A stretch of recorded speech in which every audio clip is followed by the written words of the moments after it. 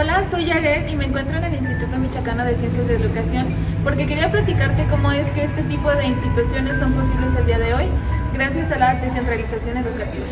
El proceso de la descentralización educativa en México es uno de los más importantes que se han dado en el marco de la Federación de Administración Pública. La descentralización del gobierno se ha convertido en algo común en toda América Latina y el sector educativo no es la excepción. Durante los años 90 se han producido un rápido aumento en la cantidad de países que están llevando a cabo reformas descentralizadoras. Al mismo tiempo, hay una tendencia mundial a otorgar mayor autonomía en el poder de decisión a las escuelas. El origen de las políticas educativas de los últimos 50 años se remite a un Estado naciente, cuyo objetivo era la unificación y construcción del país, situación que dio pie a un sistema nacional de educación. Los primeros antecedentes se dan en la Constitución de 1917 con el precepto de una educación gratuita universal. Así es como con la creación de la SEP tuvieron lugar procesos fundamentales para la política educativa. En los años 40 se agotó el proceso político e ideológico que condujo a las versiones más radicales del artículo 3, como la educación socialista. También se sentaron las bases administrativas y físicas del Sistema Nacional de Educación. Todos estos procesos trajeron consigo los primeros planes y programas con elementos como la libertad de conciencia heredada del liberalismo mexicano y la educación científica concebida en el positivismo de finales del siglo XIX. Durante los diferentes sexenios hubo aportaciones importantes a la educación, como en el gobierno de Ávila Camacho se dio paso a la idea de la unidad nacional, el desarrollo económico y la industrialización, mientras que en la administración de López Mateos se introdujo el libro de texto gratuito, se activó una intensa campaña de alfabetización y se impulsó el Plan Nacional para la Expansión y Mejoramiento de las Enseñanzas Primarias, conocido como el Plan de los 11 años. Dicho plan fue una buena respuesta a las necesidades de cubrir las demandas con una educación laxa, uniforme, que excluía particularidades del medio rural. Con la creación de la Ley Federal de Educación en 1973, se sustituyó la Ley Orgánica de Educación Pública de 1941 y fue concebida sobre 3 ejes que buscaban una nueva filosofía educativa. Dichos ejes eran la actualización para maestros y alumnos, la apertura para todos los grupos sociales adaptándose a sus requerimientos y la innovación desde un punto de vista pedagógico en la educación básica. En la administración de López Portillo se diseñó el Plan Nacional de Educación que formaba parte del Plan Global de Desarrollo, con el lema «La educación es para todos».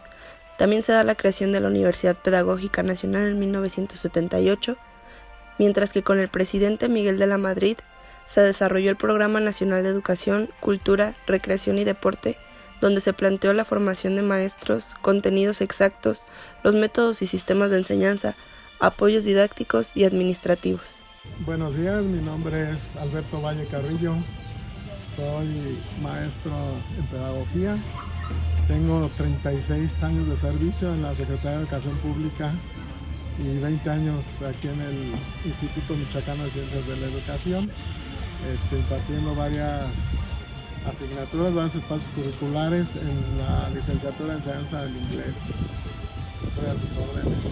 Muchas gracias. Le queríamos preguntar qué opina de la descentralización educativa en México que pasó en el año 1992. Pues esa propuesta fue en cuanto a situación administrativa, fue algo bueno porque trataba de que el estado, cada estado se hiciera cargo de la educación en la entidad y todos los trámites administrativos fueran ya realizados dentro de su ámbito.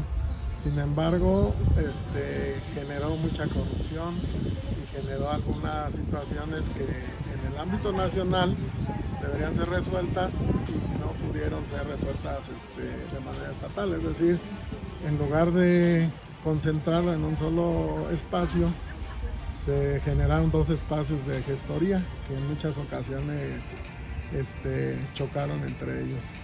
Y pues en lo personal, ¿cómo fue que vivió esta descentralización como docente?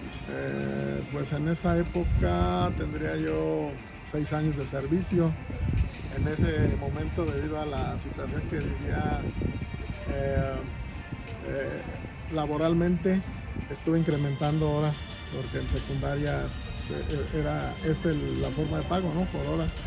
Y sí hubo algunos atrasos en cuanto a pagos y algunas equivocaciones, por decirlo así, en cuanto a la forma de entregar el tipo de plaza que correspondía, lo cual pues generó atrasos en los pagos y cancelaciones de algunas situaciones administrativas. Algunos otros países de Latinoamérica como Argentina y Chile vivieron un proceso de descentralización educativa muy similar a como se vivió en México. En el caso de Argentina, se hizo la transferencia de los servicios educativos nacionales a las jurisdicciones provinciales y otras ciudades. Los primeros intentos de descentralización en Argentina se desarrollaron sobre fines de la década de los 60, aunque de acuerdo a las evoluciones realizadas acerca de estos procesos, en algunas ocasiones favoreció las tendencias hacia la calidad, la eficiencia, la igualdad y la participación en el sistema educativo. Y en otras, en cambio, prevalecieron consecuencias que generaron una mayor anarquía, desigualdad, burocratización y deterioro de la educación. El objetivo principal de esta concepción es otorgar mayor autonomía de decisión, poder y recursos a las instancias locales y regionales. La asunción de mayores cuotas de poder local permitiría comprometer a la comunidad para que asuma un mayor control sobre el proceso educativo. Además, en Chile, uno de los mecanismos para lograr la descentralización fue la transferencia de responsabilidades y la entrega de mayores atribuciones a los niveles más periféricos del sistema. Este proceso se divide en dos etapas según la evolución de la misma descentralización. Un primer periodo en el que el objetivo fundamental es la modificación de la estructura del sistema y de sus mecanismos de regulación, de control y de la reducción del poder del Estado. Y un segundo en el que la mayor preocupación es por los procesos pedagógicos y sus resultados estando al centro de las medidas. En Chile se ha visto un proceso de dos dimensiones, que son el traspaso de todas las escuelas públicas a las municipalidades y la creación de escuelas privadas a las que el Estado les garantizó beneficios como los de las escuelas públicas para que pudieran operar de una manera correcta. El objetivo fue mejorar la calidad tanto de los procesos como de los resultados educativos y la equidad de la distribución de saber escolar. Trata de remediar la situación laboral poco favorable de los docentes, asegurando la estabilidad de sus puestos de trabajo y la mejora de sus salarios. El día de hoy nos encontramos con el maestro Mario Hugo Tulio Triviño, que nos va a compartir cómo fue la experiencia de descentralización educativa en Chile. Pues déjame decirte, mi estimada Daniela, la descentralización en Chile fue un proceso un poco eficaz, ya que al estar al mando diferentes organizaciones como el estatal y lo federativo, no se pudieron controlar las cosas. ¿Qué sucedió? Que los recursos impartidos por el gobierno estatal no llegaban, simplemente se desaparecían o prácticamente estaba mal organizado todo esto. Todo esto que me tocó vivir a mí fue más que nada algo malo, porque siempre las escuelas estaban en deterioro, no había buena organización, el dinero y la financiación que teníamos no era muy buena, tanto como para seguros y recursos que nos motivaran a nosotros para seguir impartiendo clases. Todo esto está mal organizado durante esta estación en mi país. Perfecto, bueno, ¿y en qué afectó la descentralización fuera de su vida laboral?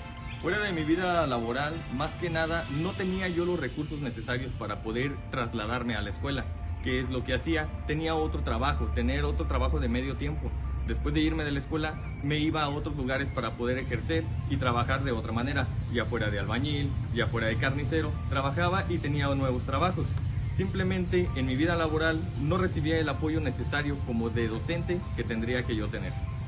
En México se han observado distintos esfuerzos por transformar y desarrollar el sistema educativo, los cuales con el tiempo y evolución han cambiado sus énfasis desde una óptica cuantitativa dirigida fundamentalmente a la ampliación de la cobertura y la universalización de la educación, hasta un enfoque cualitativo con una visión integral de educación básica como el realizado a partir de 1992, con el acuerdo al cual siguieron reformas constitucionales y la promulgación en 1993 de la Ley General de Educación. En Argentina, entre 1983 y 1989, comenzó el proceso de democratización de la educación.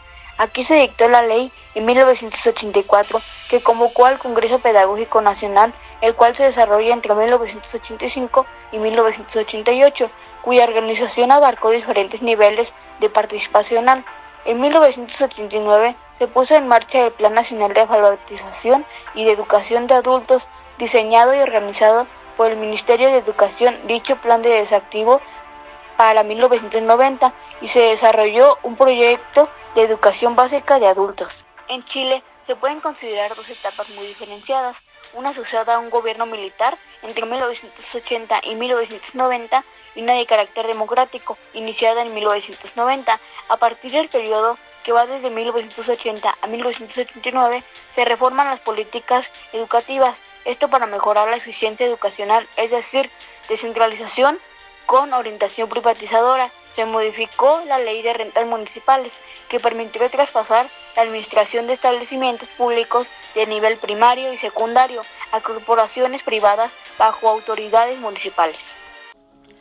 Acuerdo Nacional para la Modernización de la Educación Básica. El 18 de mayo de 1992 se firmó la Estrategia de Modernización del país a través de la educación pública. Este acuerdo nacional se concentraba en la educación básica, nivel preescolar, primaria y secundaria, y la educación normal, porque esta es la que capacita y forma al personal docente. De este acuerdo se derivan los planes y programas de estudio tendientes a una mejor calidad de educación. La reorganización del sistema educativo necesitaba consolidar un auténtico federalismo educativo. Entonces la Ley Federal de Educación expidió celebrar convenios entre estados y municipios para coordinar sus servicios. De conformidad a estos convenios, correspondería a los gobiernos estatales encargarse de la dirección de los establecimientos educativos con los que la Secretaría de Educación Pública había venido prestando en cada estado. La nueva participación social. En este acuerdo se buscaba motivar a los maestros, a los alumnos, a los padres de familia y a las distintas esferas del gobierno en los procesos educativos para fortalecer la capacidad de organización y la participación en la base del sistema. Así, se buscaba una comunicación directa y fluida entre todos los elementos de la comunidad educativa. Este acuerdo propuso la reformulación de contenidos. Desde el año 1993 se reformarían de manera integral los contenidos y materiales educativos fundamentados en la lectura, la escritura, las matemáticas, las ciencias sociales y naturales, los principios éticos. Y esto provocaría una renovación total de los programas de estudio y libros de texto. Esto se haría a nivel preescolar, primaria y secundaria. Se aplicarían programas emergentes de reformulación diseñados y coordinados por la Secretaría de Educación Pública para ser aplicados en los gobiernos federales. Los cambios más notables en la reformulación de contenidos fue el abandono del enfoque de la lingüística estructural usado desde los años 60. También fue la enseñanza sistemática de la historia, la geografía y el civismo desde primaria hasta secundaria. A los maestros se les impartirían guías de trabajo con los contenidos básicos, actividades y estrategias didácticas. Además, por parte de la Secretaría de Educación Pública, los maestros también recibirían libros y otros materiales de alta calidad para que ampliaran su conocimiento. Se iniciarían los programas por asignaturas, sustituyendo el programa por áreas, y se darían 5 horas semanales de español y matemáticas en nivel secundario, a través de 6 puntos. El número 1 fue la formación del maestro. Ahora las escuelas normales serían de jurisdicción estatal. Esto podría mejorar las bibliotecas, laboratorios, las instalaciones, la obtención de material y equipo que en ese momento era muy escaso. También se hizo una reforma curricular y ahora se tendría un tronco básico, con opciones orientadas a la práctica escolar. Todo esto nos lleva al punto número 2, que es la actualización, capacitación y superación del magisterio. Se establecieron programas emergentes de actualización del maestro. El gobierno federal proveía de recursos, lineamientos, apoyo, presupuesto y estrategias logísticas.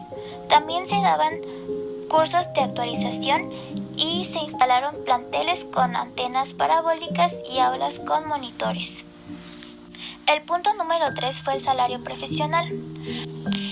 Para 1998 se incrementó 3.5 veces al salario mínimo general, cuando antes una plaza inicial tenía un valor de 1.5 salarios mínimos. El punto siguiente es la vivienda. Se realizó un fomento a la vivienda y se brindaron oportunidades de financiamiento y sistemas de ahorro para el retiro. El siguiente punto es la carrera magisterial. Se buscaba estimular la calidad de la educación y establecer un medio claro de mejoramiento profesional y de la condición social del maestro, para que éste pudiera acceder a niveles salariales superiores conforme a su actualización, desempeño profesional, antigüedad y a los niveles de la propia carrera magisterial. Y el último aspecto fue el aprecio social hacia el maestro. Se procuraría el reconocimiento nacional con premios, honores, distinciones y con estímulos económicos hacia el maestro. Algunas de las instituciones y organizaciones internacionales que apoyaron a la descentralización de la educación en México fueron la Organización de las Naciones Unidas para la Educación, la Ciencia y la Cultura, UNESCO, la Organización de Estados Iberoamericanos para la Ciencia y la Cultura, OEI, con sede en Madrid, España, el Banco Mundial y el Banco Interamericano de Desarrollo, BID. Cifras estadísticas que se presentaron entre los años 2000 y 2001 en el estado de Michoacán. Para el nivel preescolar existía la cantidad de alumnos de 128.253. Contábamos con 6.766 maestros y 3.310 escuelas. Hola, buen día. El de hoy me encuentro con la funcionaria de la Secretaría de Educación Pública, a la cual haremos unas preguntas sobre la descentralización. Hola, buen día. Mucho gusto, licenciada, por tenerla aquí con nosotros. Gracias, el gusto es mío. Me siento muy feliz de poder estar aquí y de contestar las preguntas. Vamos a empezar con la primera pregunta. ¿Cuáles fueron los motivos por los cuales se descentralizó la educación en México? Bueno, pues fue para buscar una transformación en la educación pública, en especial en la educación básica, y pues esto buscaba la creación de ciudadanos o la formación de ciudadanos con una comunidad democrática, la oportunidad de movilidad social, y pues en general para incrementar la calidad de vida de los mexicanos. ¿Y cuáles fueron las acciones que tomó la SEP durante este proceso? Bueno, pues primero se creó una extensión de la Secretaría de Educación Pública en cada estado y municipio, y esto hizo que se delegaran los derechos y obligaciones que tenía la SEP como institución federal a algo estatal y municipal, pues para que ellos se encargaran de tomar el control de esto. Asimismo se les transfirió pues los establecimientos escolares, los recursos financieros y pues cualquier cosa que pertenecía a la Secretaría de Educación Pública de manera federal.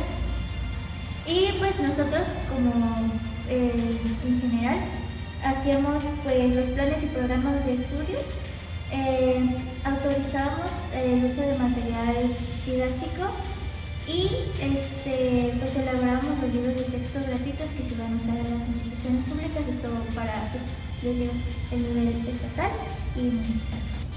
Desde las antiguas administraciones existe una conciencia evidente del problema estructural de la calidad que el artículo 3, a pesar de sus múltiples modificaciones, no ha podido resolver. Es por eso que el propósito de este documental es alentar a los nuevos formadores de la educación a terminar con las deficiencias que tantos años han aquejado al país y hacer conciencia en las personas, dejando en claro que la educación es la única esperanza para un nuevo futuro.